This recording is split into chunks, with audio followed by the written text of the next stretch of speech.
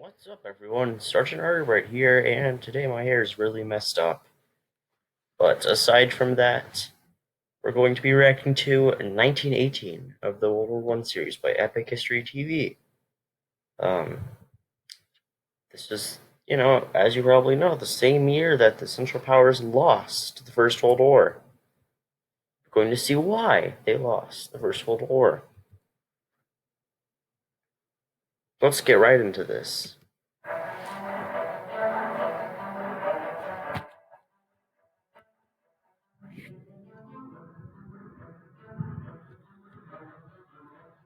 1918.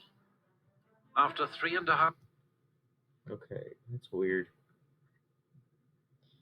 For some reason, it shows Germany's. Okay, never mind. Half years of war, the Allies are in crisis. Russia has been rocked by revolution, and its new Bolshevik government has signed an armistice with the Central Powers. Thousands of German troops will be freed up to fight on the Western Front, where the carnage of trench warfare has already claimed more than 1 million lives. But Germany is also desperate. Yeah, whenever we left off, there was a bunch of different offensives against Germany in response to that, and America joining the war against them. They realized they needed to hurry up and just strike at Paris and win before America could send all of their troops. So ever since spring of 1917, they've been making a huge plan to do a massive attack against the enemy line. I think it's called like Kaiserschlacht or something like that. Britain's long naval blockade has led to shortages and social unrest at home. Yeah.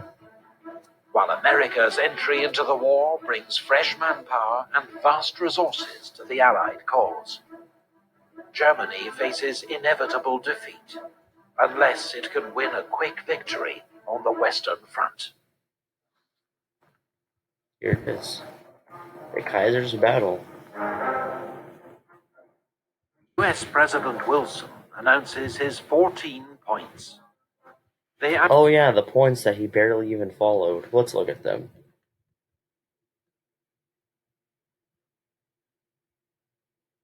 No more barriers between forces.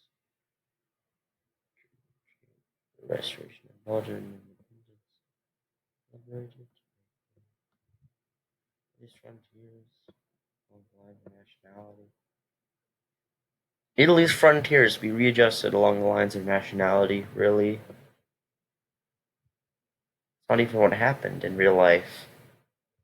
They got more than that. And even then, Italy was promised a lot more. Self-determination for the people of the Austro-Hungarian Empire. Really? Oh my gosh, what a lie. Whenever Austria-Hungary was carved up, Yugoslavia was just, a bunch of different languages plopped together. Slovenian, Serbo-Croatian, and then,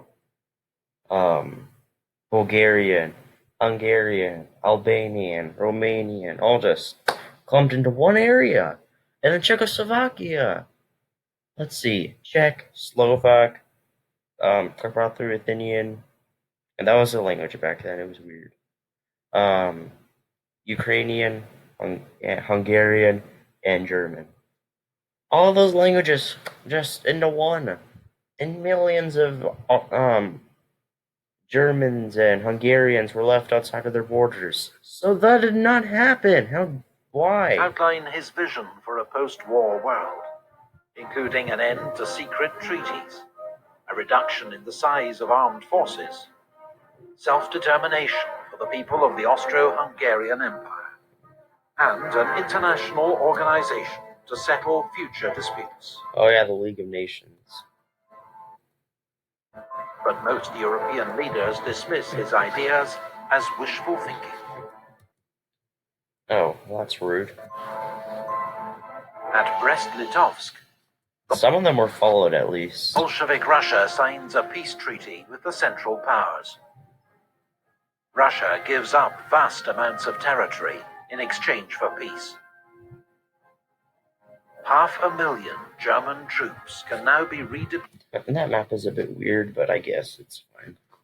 from the east to the Western Front, where German General Erich Ludendorff plans an all-out, last-ditch offensive to win the war. Oh yeah, not only do they get to send all their troops to there, they get to send all of their really good generals there. Even though it's a completely different place, it should still help at least. Ludendorff's spring offensive catches the Allies off guard. German stormtroopers, using new infiltration tactics, What a cool name. help to overwhelm the British Fifth Army, which is soon in full retreat. Dang, The they're German taking a lot of advance land. threatens to split the British and French armies, with disastrous consequences. So French General Ferdinand Foch is appointed Supreme Commander of Allied forces to coordinate strategy. Outside Amiens, British and Australian troops improvise a defense and finally halt the German advance. Jeez, imagine what the Entente must be thinking right now. Like, they're just being given completely different tactics. It's like it's like a really early form of blitzkrieg. Sort of. German offensive switches to the north, targeting the Channel ports. But the British inflict heavy losses on the Germans and prevent a breakthrough. Well, they took a decent amount of land, at least.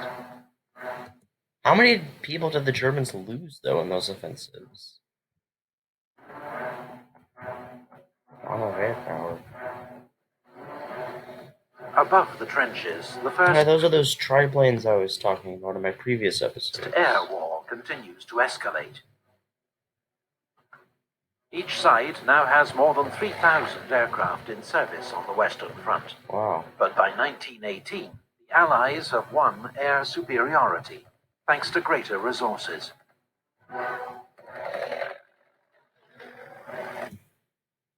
On the 21st of April, Germany's most famous pilot, Manfred von Richthofen, the Red Baron, is shot down and killed near Hamburg. No!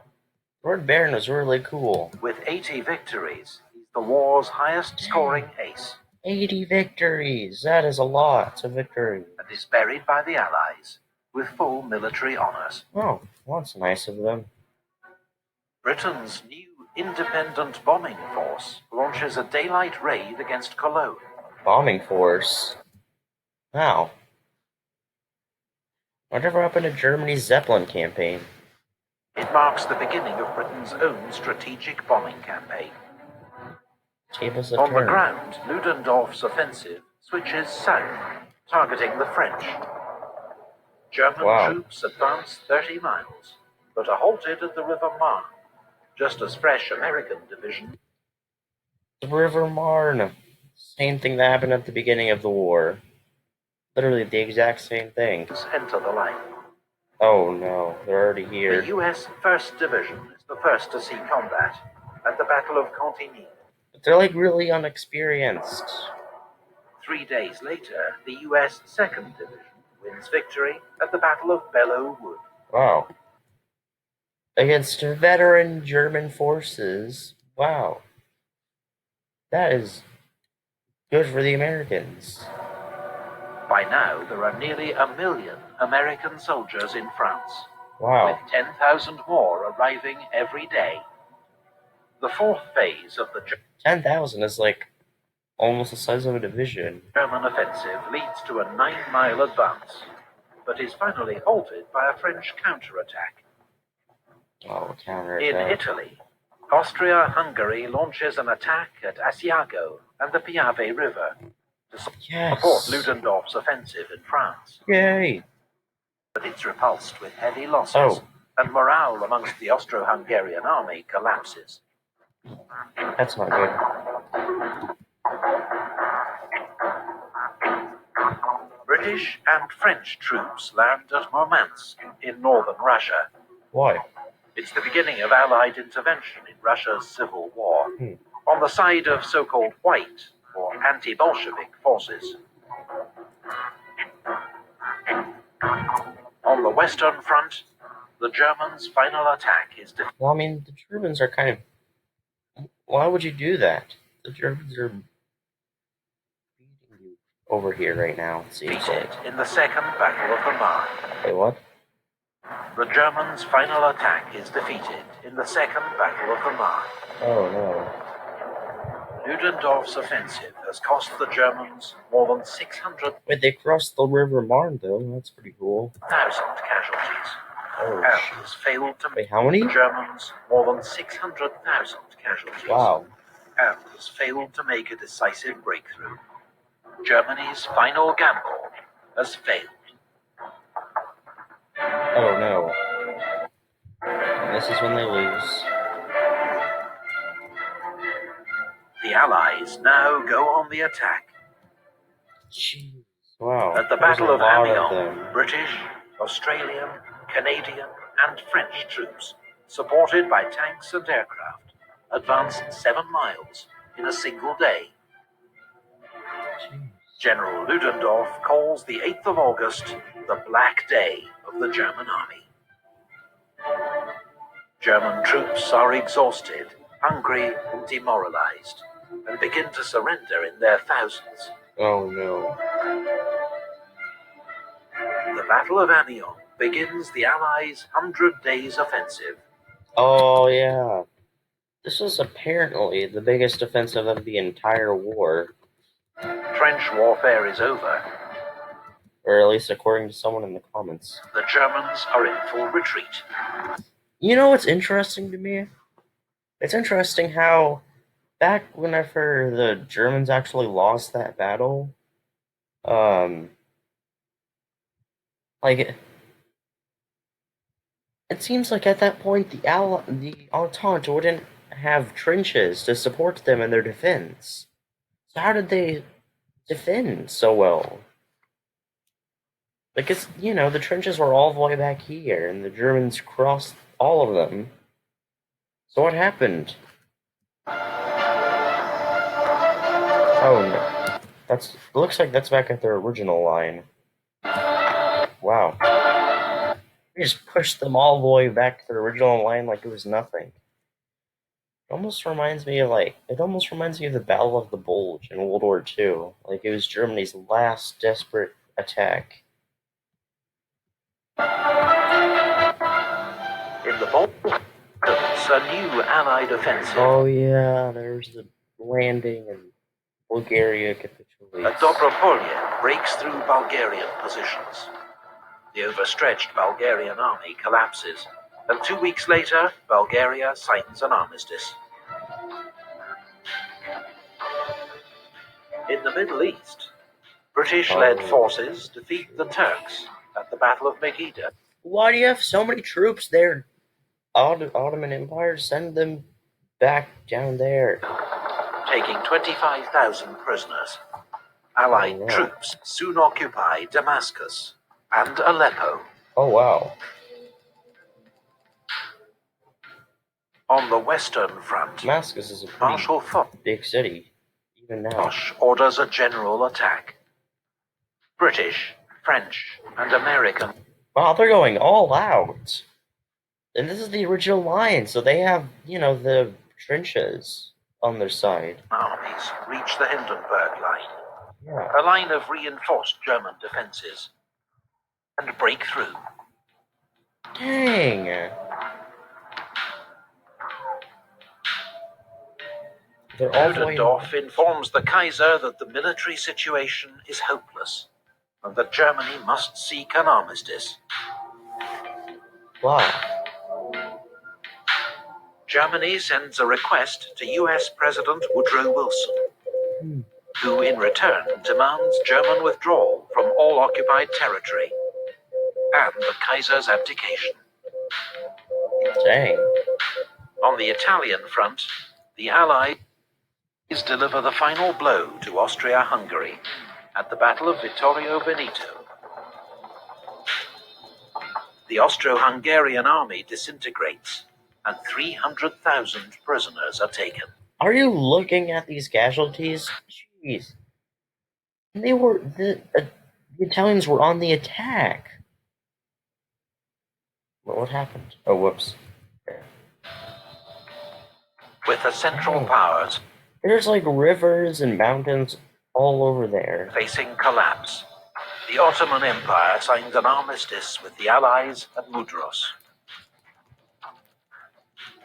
4 days later, Austria-Hungary signs an armistice with the Allies at Villa Giusti. At Kiel, the German High Seas Fleet is ordered to make a suicidal attack on the British Navy. But instead, it mutinies. Yeah. Revolution spreads through Germany. The Kaiser abdicates, and a German Republic is proclaimed. On the 11th of November... Oh yeah, fun fact. It was actually called the Weimar Republic because it was proclaimed in Weimar, the city of Weimar in Germany. It couldn't be proclaimed in Berlin because it was too violent at the time. 1980. A German delegation signs an armistice with the Allies inside Marshal Foch's railway carriage at Compiègne. It comes into force at 11 a.m., but fighting continues. And that,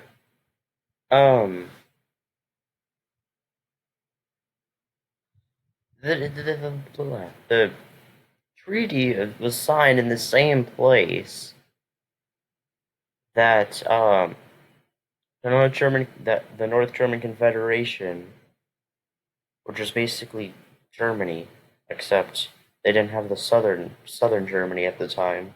That's the same place that they beat France and signed their armistice and took Alsace-Lorraine from France. Until the last moment. American Private Henry Gunter is killed, charging a German machine gun at 10:59. Oh. He is thought to be the last soldier killed during World War I. Jeez, just imagine that. Being the last soldier to be killed. That just sucks. 3 days later, in East Africa, German General von Lettow-Vorbeck surrenders his army on the Chambezi River. Dang, he's still there. For 4 years, he has tied down huge numbers of Allied troops, remaining undefeated while cut off from home. Undefeated? He is Wow. still considered one of history's greatest guerrilla leaders. That is incredible. Undefeated in 4 years. Wow. It's not a peace. It's an armistice for 20 years. Well, that is exactly right. Because exactly 20 years later, World War II would start. Well, no, not really. But yes. World War II would start with Germany. World War II already started in 1937 when Japan declared war on China.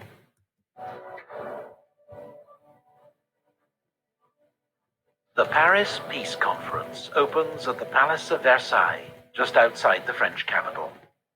Delegates accept a proposal to create a League of Nations to settle future international disputes. And that fell apart, and that has become what is now known as the United Nations. The Versailles Treaty, signed in June, imposes harsh terms on Germany. Its military is restricted in size. It must pay war reparations to the Allies. It loses territory to its neighbors. Okay, let's see. Oh wow, it's right. Not only that, but it showed the part that it lost to Czechoslovakia, which I'm impressed with. And its colonies are seized by the victors. I just wish it would have shown, free city of Danzig. Let's see. Portugal? Part of... Whoa, I did not know that. Part of Germany, East Africa went to Portugal. Wow. Okay, let's see. German, yep. Cameroon, yep. Germany must also accept responsibility for the war. Yeah, it was just stupid. It wasn't even their responsibility. You could argue both ways if it was either Serbia or Austria-Hungary, but it was pretty much Austria-Hungary who started the war. In a war guilt clause, a source of lasting resentment in Germany.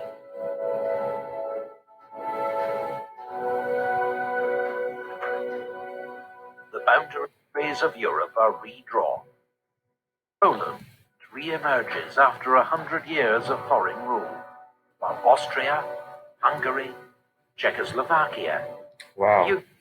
It shows all these countries as way bigger than they actually are. Yugoslavia. And it shows Bulgaria as extremely small. And an enlarged Romania emerged from the ashes of the Austro-Hungarian Empire. Yeah, Romania freaking doubled in size, which is ridiculous. Why did they get to double in size? Like, compared to France or Britain, they didn't really do much. Without Romania, we would have had the exact same thing that happened. Yet they get all of Transylvania, and then all of Bessarabia.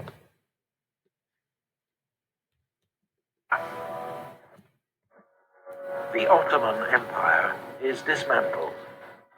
New states, most under European control, are created Kingdom of the Hejaz. Is that really big? in the Middle East. Armenia. Oh yeah, also, Turkey, they didn't accept that actual peace, which was different than this. Turkey, like in the actual peace treaty, Turkey, look at my mouse, they would have been like that small.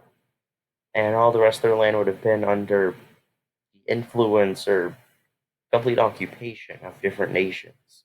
And Turkey didn't accept that, and they went to war with Italy, Greece, Britain, and France, and Russia, and they won, and they took all of that land, and they actually came back with a pretty considerable size. Here, as in Europe, the seeds of future conflict are sown. While in the Far East, former German possessions in China are handed to Japan, to China's outrage.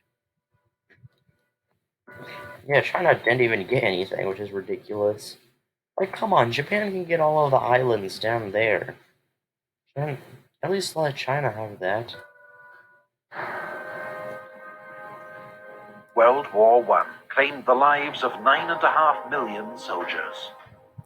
1 in 8 of those who fought. Wow. 21 million more were wounded. 7 million civilians also lost their lives. Jeez.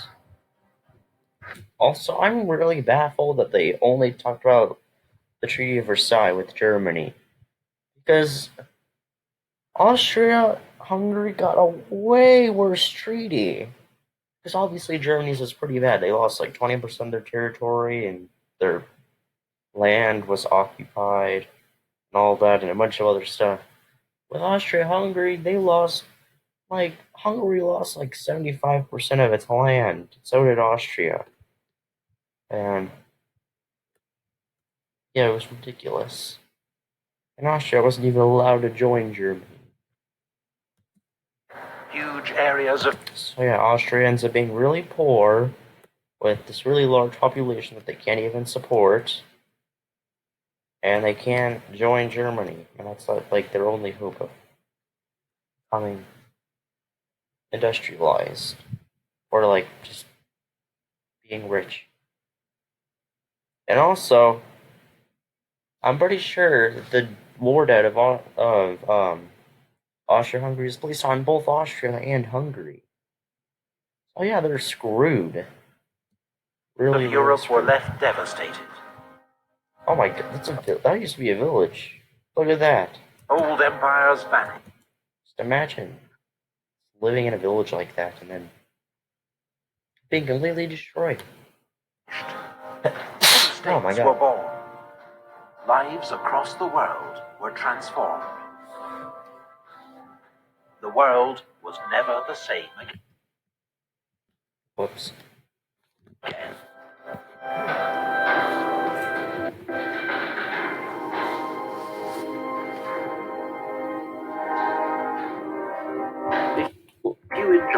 video. Well, there it is. World War One, 1918. That concludes this series. And if y'all want me to react to anything else, just, let me know. It's a very nice video. Wish they would have included a little bit more stuff, but that's fine. Yeah, if you enjoyed this video, make sure to like and subscribe. Yeah, that's it. Goodbye.